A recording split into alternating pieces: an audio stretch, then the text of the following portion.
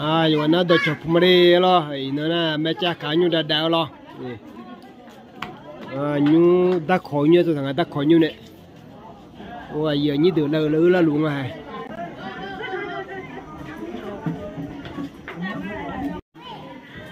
rồiถ้าไปข้อชื่อในวิวเนี่ยข้อแบบlo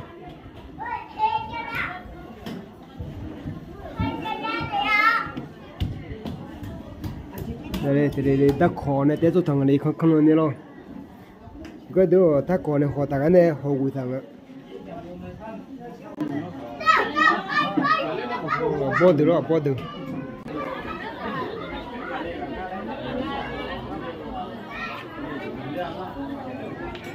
người na yêu sang alo,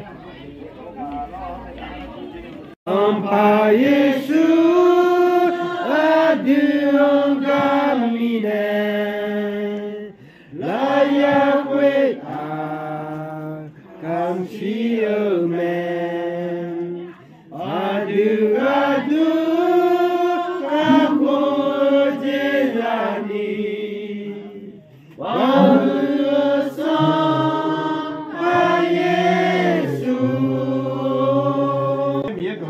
chế má lò hốt tại bên đó nó gọi là hạt chế má lò hạt đồ con rồi phải xuống là quê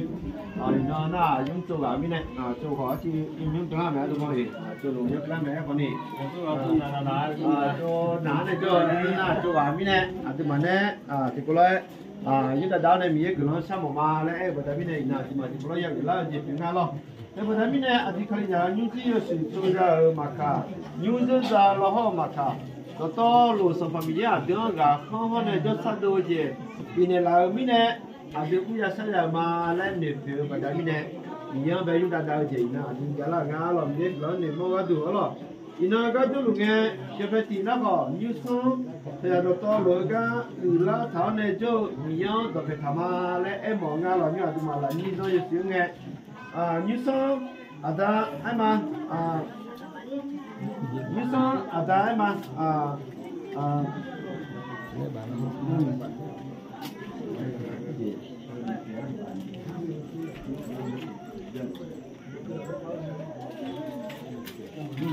thì các cái này nó có phải nói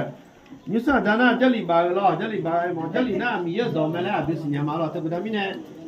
ina thì mà những chỗ này để ra để có mi giờ phải tham mà lại ba bị mua này cái đủ jelly bị bar mà lo như sao mà na ta có là ya bị bar lo chỉ mình này ngay na như sao mà còn đi mi ở sân gạo giếng bữa này mi các con này lao giếng bữa này giờ phải tham mà lại mấy lòng giờ để nó có thì ta con này một tổ du vô này cái tổ du luôn cứ còn đi xong rồi mi đứa béอย่างbây giờ là chỉ việc nga rồi ino nga alo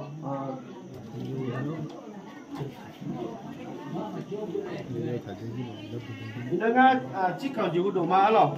chỉ cần đồ cái đồ nó có mi mi xài yo xe phim mà lấy mi này như xong chỉ là phải mi yo xe phim này mà lấy em bảo mà alo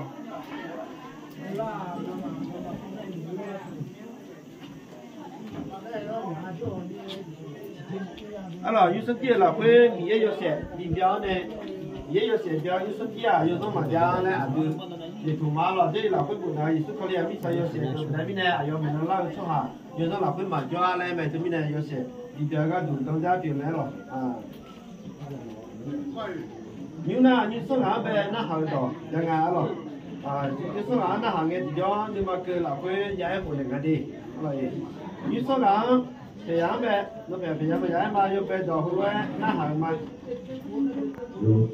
mi ye nó gà có là xịt cho con thì mi này rồi gì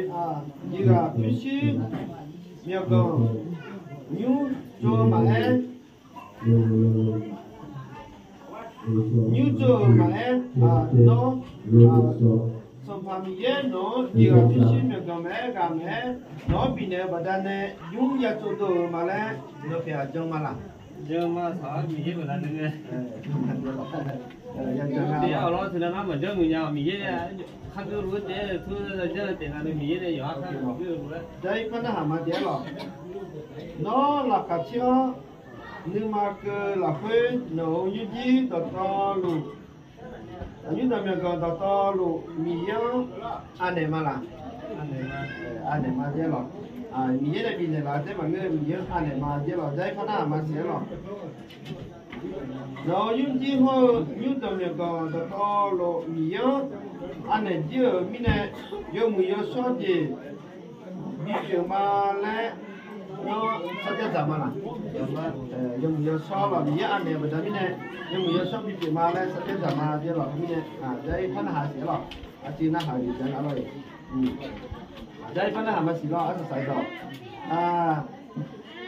nó những chi hồ những làm việc cái đó to lộ mì nhớ ăn này giờ mình này đó to lộ cái ta mì nhớ cho xong kiểu mà nó những chi người làm người những chi mà thưa mình này nhưng chỉ hơn nhau là phải lão ít đồ de nó to luôn người làm ra ni nó là nó là nó nhưng chỉ là phải ít đồ lá đồ de người làm ra ni nó là nó phải là米比嘛比那个嘛那什么米呢？他那比出版的。khác cái nhà vậy khác cái nhà vậy mà đấy ok rồi những chi nào người làm ra những chi người làm ra người đồ mình đồ cho người ra đồ cho thì những chi tiền là mình này đồ là đồ cho được người làm ra đi ở chỗ khác cái nhà rồi khác cái nhà rồi mà đấy rồi nó sẽ ra không phải giật thằng rồi ok những nào thì mà nóจะเชิญชัดตอนตอนnhà về thì cũngชัดมาแล้วnhững nào thì mà cáiไอ้เทปพอเนี่ยเล่าพอเนี่ยเล่าแต่ยังไม่ก็เลยเราเพิ่งได้มาหรอก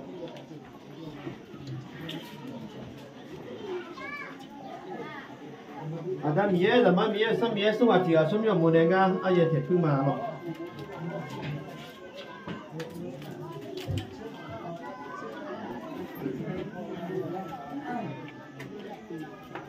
นุ่งก็เล่าพอมาหรอก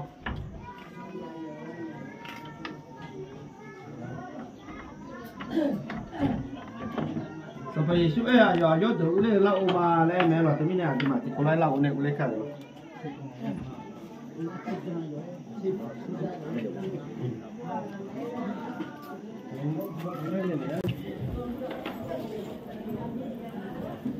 不过我就我按摩完，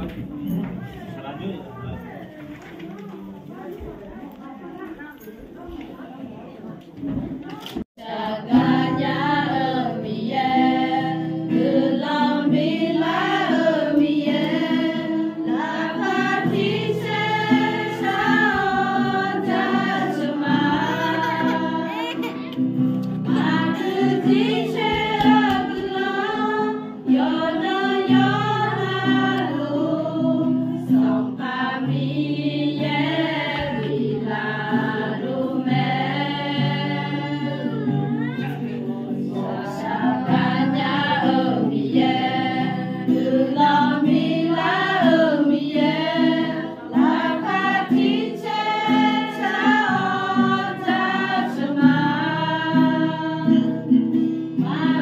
Jesus.